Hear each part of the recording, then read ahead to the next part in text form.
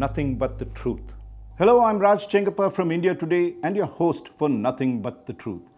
Every week, we will deal with key issues of concern and bring you perspectives and clarity as to why these matter to you and the one clear truth that emerges from it.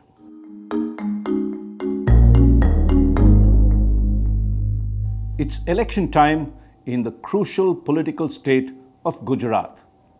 It's a high-stakes battle because this is the Prime Minister's home state, and for the BJP, winning it, given the fact that it has been ruling the state for almost 27 years now, is critical. This is the state where Narendra Modi cut his political teeth and ruled there for a record 12 and a half years before he became Prime Minister in 2014. It is Gujarat, a state that proved to be his laboratory for the model of his government and convinced the nation that Mr. Modi was the man for the country. So in Gujarat, the Prime Minister and the BJP must not only win the election, but win it big. Because a victory here would give the party and the Prime Minister the momentum for the 2024 elections, where Mr. Modi will be contesting for a third term. There is another factor that makes this election a fascinating electoral battle. That's because in the past, it was only the Congress and the BJP that contested, and it was a bipolar contest. But for the first time, we have a third party entering the fray, and that is the Aam Aadmi Party, headed by Arvind Kejriwal. The Congress, in fact, did very well in 2017 when it put up a spirited campaign and gave the BJP a fright. In the Gujarat Assembly, there are 182 seats, and to win a simple majority, any party needs to get at least 92 seats. In 2017, the BJP won 99 seats. That was 7 more than what was required for a simple majority. But it was the lowest ever tally of seats that it has won since 1995. And the Congress won 77 seats, just 15 short of a majority, and it was the highest amount of seats it got since 1995. So the Congress was seen as a major contender when it entered the fray in 2022. It is also to be seen how the AAP, headed by Kejriwal, would perform in Gujarat. But clearly, the BJP remains the frontrunner. So in this episode of Nothing But the Truth, we will look at the strategy that Narendra Modi and the BJP is adopting to win the state, not only to get a simple majority, but to see if they could get the maximum number of seats that any party has won. That target is 149 seats, which the Congress won in 1985 under the leadership of Madhav Singh Solanki. That is the record they hope to beat, apart from winning the elections. To get a sense of how the Prime Minister is campaigning, I went down recently to Gujarat to witness one of his rallies at a place called Navsari that is close to Surat. In fact, it is considered the twin city of Surat. Even before Mr. Modi had arrived, the crowds had come in large numbers. As soon as they saw his helicopter and as he approached the podium, there were frenzied chants of Modi, Modi, Modi. And as he stood up to wave to them, it reached a crescendo and the sound was deafening. Interestingly, the crowd was wearing saffron-colored Gandhi topis and even had placards of the Prime Minister's face and waved it when he entered. When Mr. Modi started speaking, a hush descended, and he spoke in the local Gujarati dialect, and the people listened enthralled. He had a very simple message towards them, and you could see the connect immediately. He talked of the work that not only the state government had done, but also the center to bring development into Navsari. And he mentioned specifics. It was not that he was talking in general. He was able to mention really what the governments had done. And then he made a personal appeal to them. In a very humble tone, he talked of how they had blessed him to become the chief minister, and he asked for their ashirwad to carry on his good work as prime minister. I spoke to Meghna Ahmedabadi, who was sitting in the front seat of the Modi rally, and asked her, why did she come and what does Modi mean to her? Is he like a father figure? And she said no. She treats him like an elder brother. And in Indian families, an elder brother is the one who helps out the family whenever they're in trouble, and it's someone they can share their woes with. And she said that she and her family would always vote for Narendra Modi. What Modi does in these meetings is to evoke what is called the Gujarati Asmita, which is pride in their identity. It becomes clear why Narendra Modi is the most decisive factor that will determine the outcome of the elections. In fact, he is the BJP's trump card. The Prime Minister knows the imperatives, and he began preparing for the elections long before either his party or the rival ones did so. He had put together a core team that included Union Home Minister Amit Shah, who also belongs to the state, and they first worked out what were the key issues. Topmost among the list of issues that they need to deal with or concerns that they had to deal with was anti-incumbency. After all, the party had ruled Gujarat for 27 years, and certainly there would have been an undercurrent of unhappiness, and this is something they had to tackle. The second major issue is price rise and unemployment, especially after the COVID pandemic and the fact that the national economy was underperforming. The third was to defang the Congress. As I had mentioned earlier, the Congress had put up a spirited campaign and had given the BJP a close run for its money in 2017. The fourth was the need to get the caste calculus right, particularly after the 2017 elections, where the BJP faced a revolt from one of the major and dominant communities in the state, the Patidars, and the Congress took advantage of that. The fifth was to neutralize the challenge that AAP and Arvind Kejriwal were posing. To deal with these various concerns and issues, way back in July 2021, the process began. The first big step that Modi took was to use a routine union cabinet reshuffle to bring in 3 prominent OBC leaders from Gujarat into the cabinet. These were Dev Singh Chauhan, Darshana Jardosh, and Mahendra Munjpara.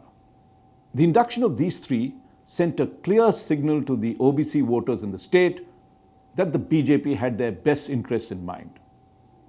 Then in September 2021, Modi decided that the state leadership needed a major change. The BJP got the then Chief Minister Vijay Rupani and his entire cabinet to resign. And in their place, he brought a whole new cabinet, a whole new generation of leaders, including Bhupendra Patel, whom he made the Chief Minister. Now, Bhupendra Patel before this had no ministerial experience, and he was known as the municipal councillor who did well in Ahmedabad. By making a Patel as Chief Minister, he wooed the Patidar community, which is very influential in over 20 to 30 seats and constitutes around 17%.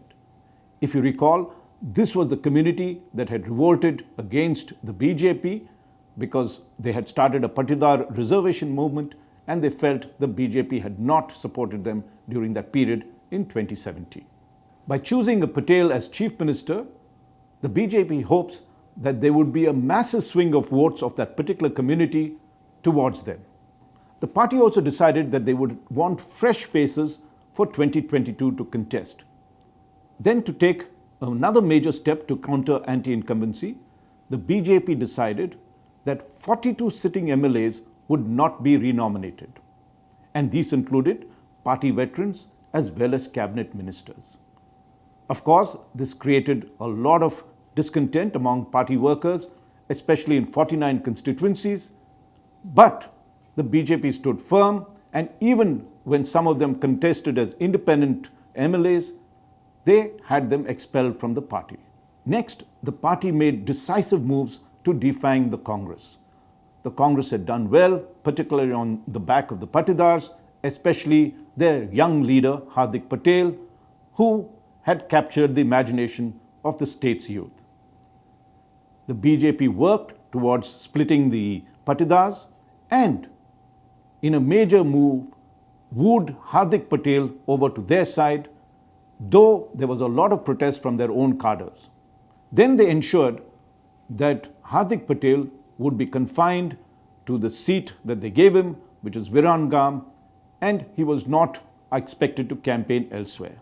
Simultaneously, the BJP targeted other Congress MLAs and leaders, and something like 48 congressmen walked over to the BJP, and 17 of them were given tickets despite a lot of murmuring and unhappiness from within the BJP itself. This included Alpesh Thakur, a prominent OBC leader who had played a major role for the Congress's good showing in 2017.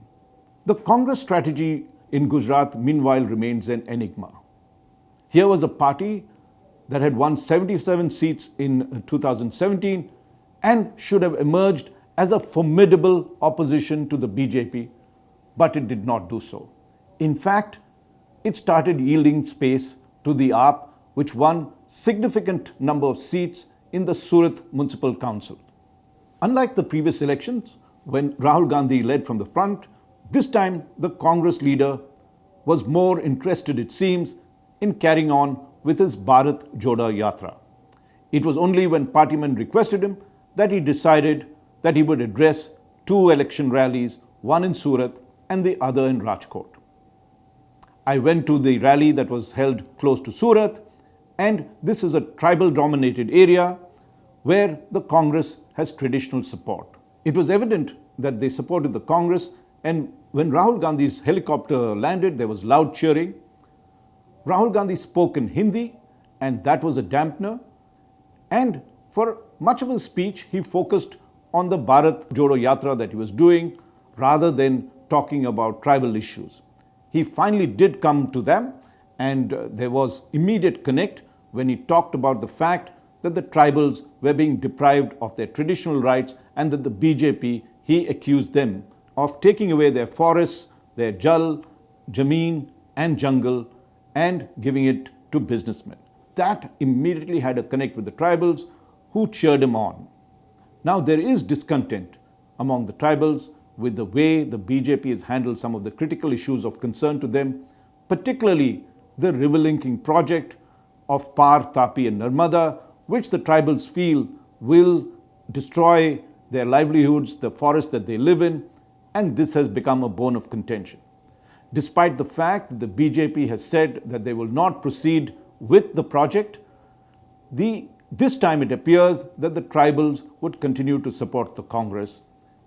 Even last time, the BJP won just 9 out of the 27 seats reserved for the tribals, and the Congress won as many as 15 seats of them, with the remaining going to other parties. The BJP also has to contend in this election with the rise of the AAP party, particularly Kejriwal, who's promised a whole host of freebies, including free water and electricity, rupees 3,000 for unemployment youth till they get a job, and also free hospital care and education. The Prime Minister, without mentioning either Kejriwal or the AAP party, denounced the entire freebie schemes as Revdi culture. But the BJP was not taking any chances, and even before elections were announced on November 3rd, Prime Minister Modi and other leaders had, in their various rallies before that, announced major infrastructure plans and other schemes and programs that amounted to close to rupees 79,000 crores for the state. And to make a dent to the unemployment problem or the concerns that people had, the BJP talked about the 2 or 3 major projects that they had started recently in the state. That included the Tata Airbus project and the Vedanta Foxconn project, both giant projects which they said would bring plenty of employment to the state. The way Prime Minister Modi and the BJP have campaigned in the state puts them way ahead of the game as compared to the other parties. In fact, pollsters say that it is no more a question of whether the BJP will win Gujarat. It is now just how many seats they would get over and above the simple majority that is there. Union Minister Piyush Goyal, whom I met in Surat when he was on the campaign trail, told me, "Mark my words, we are going to register a historic win in Gujarat. that will break all previous records. Now, Piyush Goyal didn't tell me what the exact figure he was predicting, but in terms of records, the highest the BJP had ever got before was 127, and the highest that any other party had got was 149. So if the BJP has to create history, it has to win more than 149 seats, and that is what the target the BJP has. What makes the election this time in 2022 even more fascinating and intriguing is that for the first time, there is a triangular contest on. That is between the BJP, the Congress and the AAP. Earlier, all elections were bipolar in the sense there was only the BJP and the Congress. In the 2017 elections, the BJP got 49.1% of the votes and the Congress 41.4% of the votes. With the entry of AAP, the dynamics is bound to change. And opinion polls show that with the entry of the AAP, the Congress is going to be more impacted than the BJP.